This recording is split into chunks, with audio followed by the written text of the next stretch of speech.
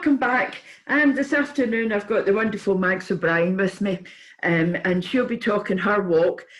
Mags is a life transformation specialist with over 20 years experience now, but I'm sure she's been into this sort of side of life for a wee bit longer than that, but we'll find out anyway. So hello Mags, how are you doing? Hi June, thank you so much for asking me to come here. It's great and I'm looking forward to my chat with you.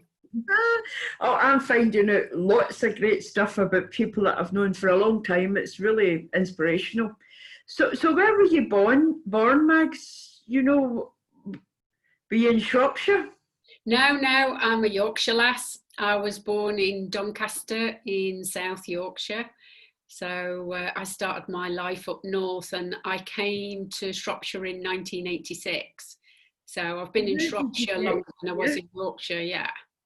How did you get to Shropshire? How old were you when you moved to Shropshire? 24. Right, okay, so you obviously were at school in Doncaster then. So what kind of child were you? Were you quite an outgoing child or quiet or? I was shy. Didn't say too much, and I do remember my infant, you know, when you go to playgroup, I do remember somebody telling me I was bossy. So nothing's changed much there because I like things to be organised. So some people can think that's being bossy. I was never in the thick of things. I wasn't with the in crowd or stuff like that. I was probably geeky because I loved learning. And, I'd probably be called a bit of a swot because I just enjoyed learning and reading and things like that. But I was actually quite quiet and very shy. Wow. So then you got through your school days. Did you go on to study? Did you go straight to work? Or how did you do when you came out of school? What did you get into then? When I left school, I did my A-levels. And it's quite interesting because when I was leaving school, I wanted to be a psychiatrist. And I couldn't do it because I hadn't got the sciences in my O-levels and stuff like that. And it's interesting now that actually I wouldn't want to be a psychiatrist, but it was about helping people in the way that I'm helping them now. So that's a bit spooky. I did my A-levels in English. What did I do? English, history, sociology, and general studies. And then I went to Huddersfield Polytechnic in the days of polytechnics, and I did a business law degree. So I got a Bachelor of Law. So yes, very studious. I did want to be a lawyer. I wanted to be a criminal lawyer. Oh. Obviously, I didn't make it. but that's a huge difference from, well, maybe not, but that's a huge difference, isn't it, from being a psychiatrist? Although there's a sort of parallel there somewhere, I think. Yeah, I think with being a lawyer, it was about justice, yeah. And obviously, as I've gone older, I've learned that justice or law doesn't necessarily equal justice. So when you're working with the natural law and when you're working with the law of karma, then that's justice. So there is a theme there about, but yeah, it was about things being right. Yeah. So wow. I didn't become a lawyer. Because things happened within the family, and so I did my law degree, and basically you needed to do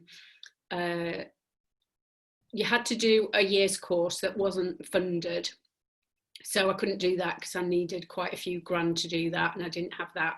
And then you had to do 2 years articles, like living the lawyer's life but on a pittance. So that ended my legal career. But what it did give me was the ability to debate, to see both sides of things, and to take a wider view. So it did help with my thought processes and my communication for sure. So then what kind of job did you get then? I I became an assistant, and I worked for a company that sold desking and screens. So I worked for a company called Kudos Designs, and they were in Doncaster, and then they moved to Rotherham. So I moved to Rotherham, which wasn't a happy experience for me. So I spent some time in Rotherham, and I was sharing a house with a girl, and it just wasn't good. I wasn't on good money, and to be honest, I was smoking a lot, I was drinking a lot, I'd eat meat, red meat 14 times a week. I wouldn't have me veg. I was just a bundle of nervous energy, and I got ill. So my auntie and uncle, who were down in Shropshire, connived with my auntie and uncle who was up in Doncaster, and basically that's how I got down to Shropshire, because they were concerned about me because it was a bit of a mess. Wow. And so when you arrived in Shropshire, that's a big change, isn't it? I mean, you've had quite a few changes, training to be a lawyer, that not happening, and then doing a completely different type of job. That's a change. And then moving to Rotherham, another change. I'm assuming that you were brought up in Doncaster, you lived there all your life, so you never did an awful lot of travelling as such. So Rotherham was maybe your first time away from home? I left home at 19. So okay. I was living in South Kirby with my auntie and uncle. And then when I was at the Polytechnic, then I lived in Huddersfield and then came back to them. And then moving to Rotherham was my first proper move, yeah. And I did it by myself. I mean, wow. My auntie and uncle helped me move, but I mean, I was living by myself. So that's another big, massive change. And then when you became Hill and then moving to Shropshire, different county again, different people. How did you feel about that? How did you enjoy that, sort of your initial period in Shropshire? Well, it was interesting because I was poorly. I had a really bad chest infection, which obviously didn't help with the smoking. Bad girl. And my granddad brought me down, and I had 13 bin bags and a budgie. And they brought me to my auntie and uncles who lived in Higharkle in Shropshire. And so the bin bags were put in the hallway. I don't quite know what happened to the budgie. I think that came up into the bedroom, and I spent the next 2 weeks in bed because my chest infection was really bad. So they got the doctor out, and then various cousins had come up to peer at this new cousin that had appeared. So I lived with my auntie and uncle for 6 months, and they were amazing. So my auntie Joyce and my uncle Mick, and they helped me get established. So Joyce would drive me around so that I was temping to begin with, so that I could get temporary work. So I worked for people like Maxell and things like that. And those were in the days where the Japanese did exercises in the morning. So we used to do Japanese exercises in the morning. And then my uncle Mick helped me get a loan so I could buy my cousin's car, which was my first car, and pass my test. And then he also helped me get a mortgage to buy my other cousin's house, which was my first house. So it was really, really supportive, but also, scary, because then I was living on my own when I got the house, and I had no money. My wages were low, and I always seemed to be in debt. There was always not enough money at the end of the month, and I was never extravagant, but that's the way it was. So I ended out so I'd be working, and then I'd do nighttime jobs like working in pubs or working in restaurants. So if anything ever happens, I can just do anything. So it made me really, really self-reliant. So that was my early days in Shropshire, but I love being in Shropshire. And my cousins were around, so it was great being around them and meeting new cousins. And I did make a lot of friends. And I actually went nightclubbing for the first time, in my 20s. I mean, I was a bit of a late developer in that regard, I think. So you got into Shropshire, you've taken up some temporary work. So how did you get into the holistic side of life? How did you get into what you're doing now? Okay, so I always knew, I always believed in this something called fate. I know it's not fate now, and I recognise now, but I didn't know then when I was younger. I used to have precognition, so I'd just know stuff. We were brought up as Catholics, and I was always terrified that I'd be turned upside down and boiled in oil, and I'd grasp my rosary beads really tight. So I wasn't very good with religion, but I still believed in God. I didn't want to chuck the baby out with the bathwater. So I was a bit confused. And then I found the tarot. So I started to work with that, but I'd read the book. So I was doing things like that. But the biggest thing that made a change for me was when I was 29, I had a breakdown. And it was a breakdown to break through. And I was I was ambitious. I wanted to achieve. I wanted to earn money. I had dreams for my life, and I just kept getting stopped. And I worked for a company in Telford, which is a blue chip company, and I just couldn't get where I wanted to get. There was one manager who was fabulous, and he really encouraged me, and I got promoted, and then he left, and then the others was just barriers. And I didn't know them, but I fought. I was confrontational. I didn't realise I was confrontational, but I fought them, and I was confrontational, I can imagine now. And so it ended out depleting my energy. So I ended up having a breakdown. And I remember standing in the office going, I can't do this anymore. So I went to the nurse, and she signed me off. She sent me home, and I got signed off for a month. And I didn't realise that I'd had a breakdown. I was still going. I didn't want to stop. And it took me 5 years to get right after that. And what I did was I went to the doctors, and because they knew me, they said, well, you don't want antidepressants. And I went, no. So they just gave me the time off. And that's when, and I went to my auntie and uncles, and I said, I want to meditate. So I learned to meditate. So I learned transcendental meditation back then.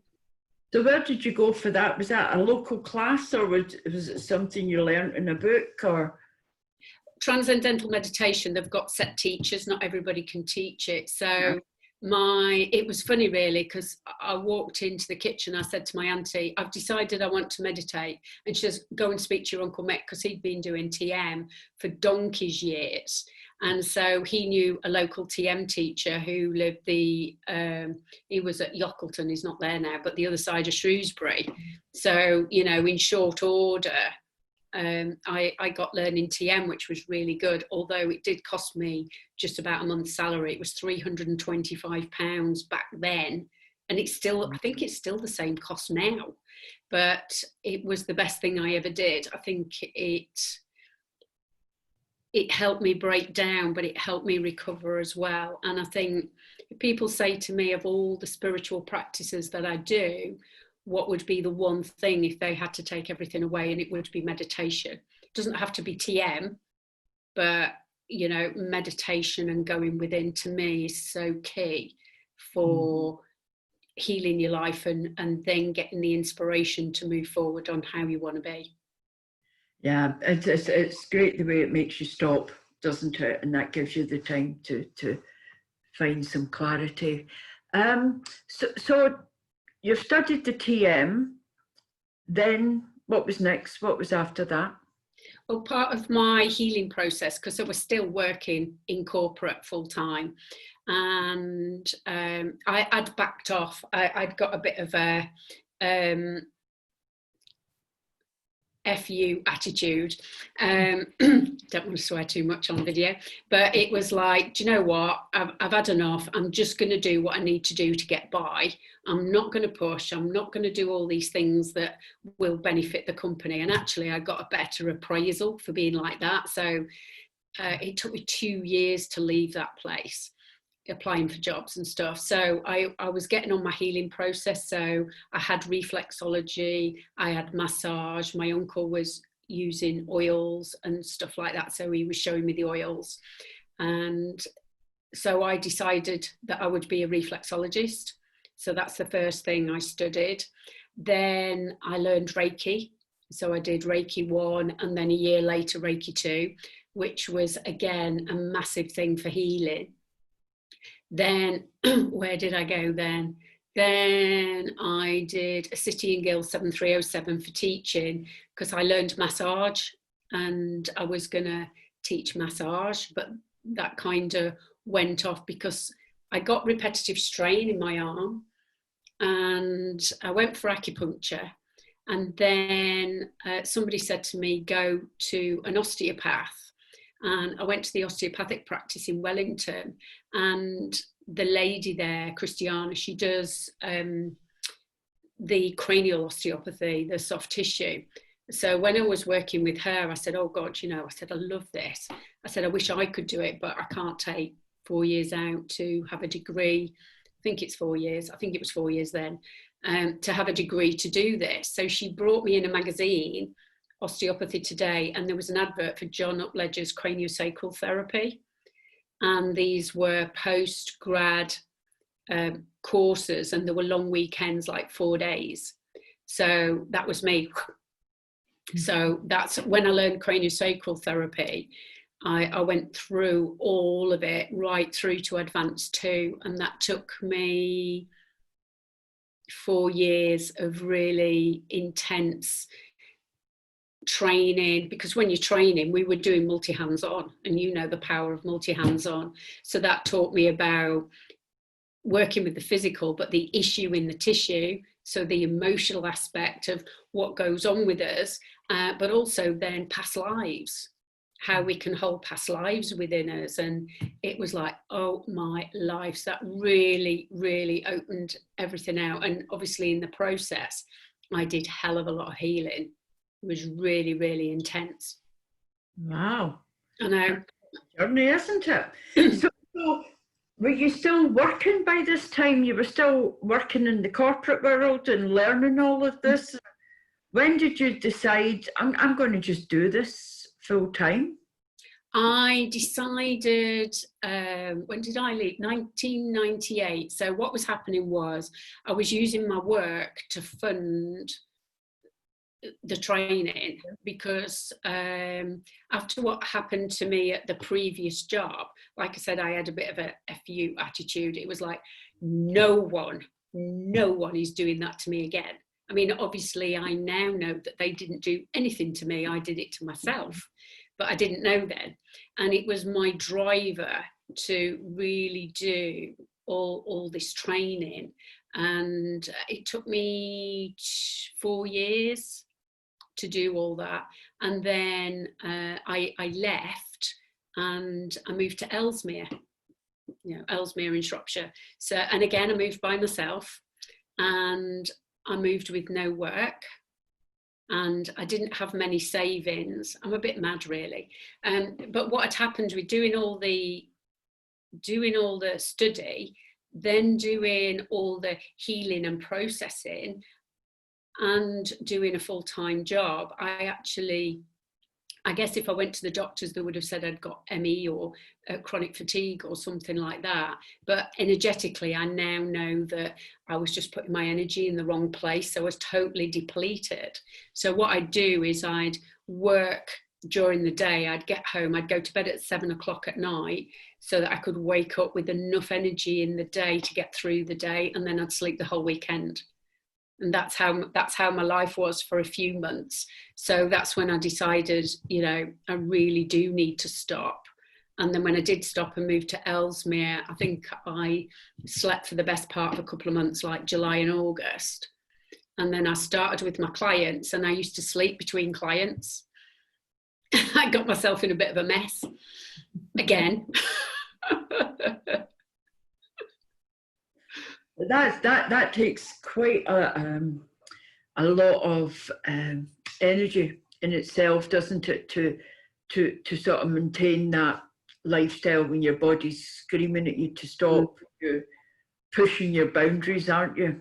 Yeah, when I speak to my clients now, when they're going, I want to clear this, I want to sort it, I do caution them and say, you know, your soul's going, yeah, let's do this, and your body's going, what the, stop, I need to catch up. So my spirit, my soul was like romping ahead with all this stuff, and I didn't give my physical body a thought and to allow it to process through. So when I'm working with people now and they're like a bit like me, like keen, wanting to get on with it all, I do rein them in a bit, because I learned the hard way and other people don't. That's the thing, isn't it? And I think, you know, by learning the hard way sometimes, you know, I really believe that sometimes there's no other way other than to learn the hard way, because I think a lot of people just would never stop anyway. They just keep going and keep going until their body just screams, you know, no more, no more. So you slept between clients, you know. I think that's a wonderful sort of image. Then how did you start to reclaim your energy and start working, you know, a normal working week, if you can call it that? How did you get that energy back? What did it take within you to sort of stock up your energy levels until you were running on full batteries again? It did take a long time, because what I would say to people is, for God's sake, don't go that far down, because it's a long way back up. Like I say, it took me over 5 or 6 years to get anything like. So what I did do, part of it was the sleeping, and because I was working for myself and I was working from home, and I also worked out of other places, I did have space, so I was able then to be able to get my energy back, to get rested, to decide how and when I worked, because I wasn't working full out. And again, part of my rebellion from corporate, I would never be I'd never be up and ready for work at 9 o'clock on a Monday morning. I mean, I've stopped being silly about that now, but for years, there's no way I was going to be working at 9 o'clock on a Monday morning. That was the rebellion. The other rebellion was Friday afternoons, but I just used to work it. And so over time, I managed to get my energy back. And also I was doing the craniosacral work. So as I realized what I was doing, and, you know, it was help healing my body. So I began to get into a routine where I would listen to my body more. And I think that's vital, because, you know, I'm not going to get on my soapbox, but people have a lot of illnesses and a lot of conditions, and we don't need to suffer as much as we do. And it's one of my passions, especially seeing what happens with the craniosacral. And also from doing the craniosacral, then I learned about the inner work and the mind. It's not just about going for somebody to fix you, because that can help with the physical, but it's what's going on inside. So that's when I started to go deeper into what's going on inside, you know, so the past life stuff, you know, there was a lot of Brian Weiss, Carl Jung, you know, all that kind of head stuff, along with the physical. And what about books and reading? I know that reading takes up a lot of energy when you're feeling depleted and, you know, focus and concentration. Was there any books that really helped you during that period? Can you remember it? Well, I did spend a lot of time reading, because that was my way of relaxing. And I did used to live on a narrowboat for 4 years, and I had hundreds of books, and they helped with the ballast, so that I could balance my boat. But books that really inspired me, I've got, this was one that set me off, You Can Heal Your Life by Louise Hay. Wayne Dyer, got all his books. The first one was You'll See It When You Believe It, which again, it was starting with that inner thing and the law of attraction. And The Power of Intention was a really, really good book of his that I recommended to everybody that would listen. I read a lot of Caroline Mace's books. So the sacred contracts, that was really good. And how people can heal and why they don't was a powerful book. And then I did Entering the Castle. And me and a friend of mine went away for the weekend, went to Llandudno, and it piddled it down all weekend. And so we'd got the CDs and we'd got the book. So we sat and worked through it, and that was really, really powerful. And that was the first time I connected with my purpose, which was to help people find their purpose and live life as they want. And that's the first time I ever wrote that down. And that was like over 12 years ago now. Wow. And then I got into Abraham and Law of Attraction, because in 2013 I trained to be a Louise Hay licensed teacher. So on the reading list was Money and the Law of Attraction, Your Guide to Wealth, Health and Happiness. And normally a book like that, I could read that in 6 hours. That's how much I read. It's like, it took me 6 weeks to read that book, because as I was reading it, it was changing me. And I'd read it and then I'd like go off spiritually, and I knew that I was working on myself and that spirit were working with me. That book was really, really powerful for me. And then I got really into Abraham and Asking It Is Given. For me, that's a Bible on law of attraction. So yeah, loads and loads of books. I've just read hundreds and hundreds, and I've got a house full of books. Wow.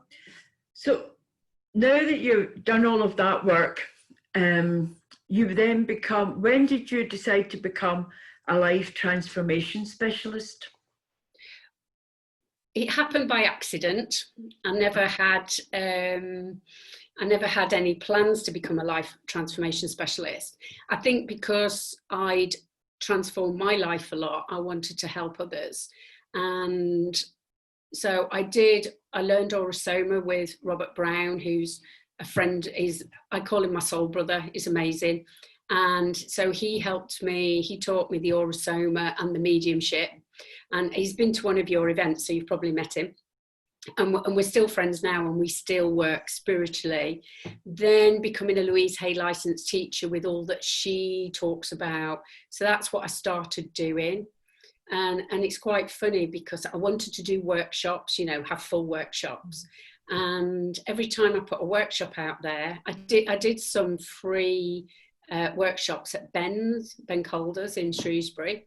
And so people came to those, but I only ever got one person sign up and never got those workshops to work.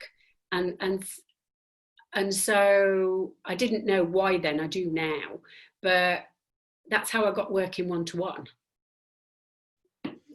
And it's what I needed. So I got working one-to-one, and I since learned with the soul realignment that because of who I am as a soul, I have to teach my own stuff authentically. Somebody can't give me a script and say, teach that, even though that's what I needed to do to be a licensed teacher. So that's why you don't see me as a licensed teacher, because I can't use their words and thrive. Nothing to do with their words, but to, who I am as a soul. And then the next thing was I went on a friend of mine recommended this coaching course for business, but it was based on based on law of attraction and stuff like that, because I was really struggling business wise. In fact, it was that bad I was going to give it all up. That was in 2014. I was not in a good place. And so we went to this free thing, which was great. Then we went to a seminar, and then it was like, I signed up for it, and that was really scary because that's the first time I spent a big lump of money at once to invest in myself. But it was the best thing I ever did, and it got me more confident in my business and marketing and learning things like that. And I actually became a coach for them as well, which again improved my confidence. So that helped me then to do the one-to-one, and part of that coaching was like, what do I call my business? And Nick, my coach, said, life transformation specialist. So that's how it came about. So it was just like, you know, what do I call myself? Yeah. It's a bugger to type on the, you know, when you're doing an email address, you have to do it slowly. But so yeah, I've had that name now for about 6 years. And then after that, I wagged my finger to them upstairs because I was reading Simon Sinek's Know Your Why, and there's loads of stuff on YouTube. He's good to watch. I went, look, I want to know how to create the life that I want so I can show others. And within 3 days, I found Soul Realignment. Wow. It was a free webinar, and it was on a Saturday afternoon, and I'd made myself a nice dinner. I'd got a glass of wine, and I was sat there watching it like a nodding dog, going, yeah, yeah, yeah, this is my type of woman, you know, because she's down to earth and practical with it all. And I just about paid all my credit cards off for all the other coaching that I had, because I didn't have any money to pay for coaching. It was like, here's my credit card, let's work this out. I'm an expert at 0%. And so I wasn't going to buy any more courses. And I was just there, bing, and just spent another 600 quid. So that was like 2.5 years ago now. And that really started to get, so for me, Louise Hay was like the mental and emotional stuff. And then the soul realignment was like, let's get to the nub of the soul and who you are. And obviously I had to do the work on myself first. Yeah. Because I like to do that. I like to know. So that was phenomenal. And I went on to do, so I did level 1, level 2, level 3, manifesting blueprint, vital force energy, soul realignment and business. And I also had one-to-one coaching with her, which took me to Arizona last year. And it was all done on the credit card. I'm paying it off, but you know. Wow. But that's a huge investment in yourself, isn't it? And that takes some amount of belief to know that, okay, this is where I'm going, this is what I'm doing, and you know, that's a confidence in yourself that a lot of people don't have. They get frightened, don't they, of taking that next step, especially in themselves. Well, yeah, when I first signed up for Fully Booked Formula, I shook. I was absolutely shitting myself. So I haven't walked along this. I was absolutely scared to death. And then it was like, well, now I've spent this money, I need to really make it work. You know, it's what they say, you've got skin in the game. But I actually grew my business by 48% that year. So I made a lot more money. I mean, my money was that bad that it basically covered my rent and nothing else, not electric or anything. So I was in a bad place. So growing my business by 48% was phenomenal. But it still meant that I couldn't pay all my bills, but it was a lot better. And since 2014, my business has grown every single year. And the minimum's 3%, which is average for most businesses. But mine usually goes between 30 and 40%, and then like 3 to 8%. And then, so I have a big leap and then a bit of a rest and a big leap. And that's been going on for 6 years now because of this work that I'm doing on myself. And I'm beginning to attract what I need in my business and in my life. And it's working. Yeah. And you know, I've seen you, your talks at events and things like, you know, and stuff that you're posting online. So I know that you know, you're very well known, very well respected for what you do as well. If people want to get a hold of you, Mag, you know, if somebody's watching this and they think, oh, right, she can help me, or I could do with a chat, where's the best place to look for you? Well, as you say, I am about rather a lot. So I'm on Facebook. So I've got my personal profile, Mags O'Brien. I've got my business page, Mags O'Brien Life Transformation Specialist, as long as you spell it slowly. I've also got my website, www.magslifetransformationspecialist.com. And what I do when people want to know stuff, I offer a 50-minute consultation just to see where they're at, what they feel they need, and whether we're a match, you know, whether I can help them or not. I don't do any high pressure sales because in the transformation business, you'll know this, we do these things at our own pace that's right for our soul. So, you know, if we bond and click on the call, I usually know on the call whether somebody's going to work with me or not pretty quickly. Because again, with all this work I'm doing, I am a medium, I do channel, so I get to know, and sometimes we work with people and sometimes we sow seeds, and that's fine. So, you know, the call is like us chatting.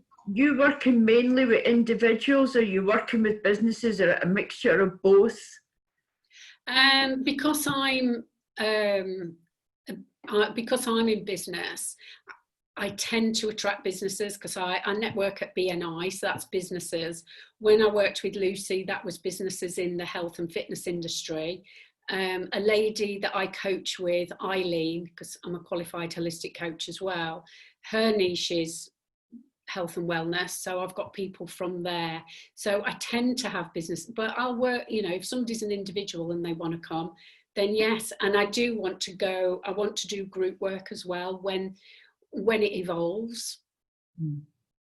The more people, that sounds very exciting. It all sounds, you know, really exciting for you. And you're doing a lot of stuff mainly online now, isn't it, at the moment? So everything you're doing is online, and you're seeing that growth, phenomenal growth in the last few months. Well, Mags, what can I say? Just thank you so much for joining me today. It's been an absolute pleasure. Didn't know you came from Doncaster. I'll have a chat to you about that one day. But just to say thank you very much. Good luck with what you're doing online. I hope to see a lot more from you shortly. And thanks again. Take care. Thanks, June.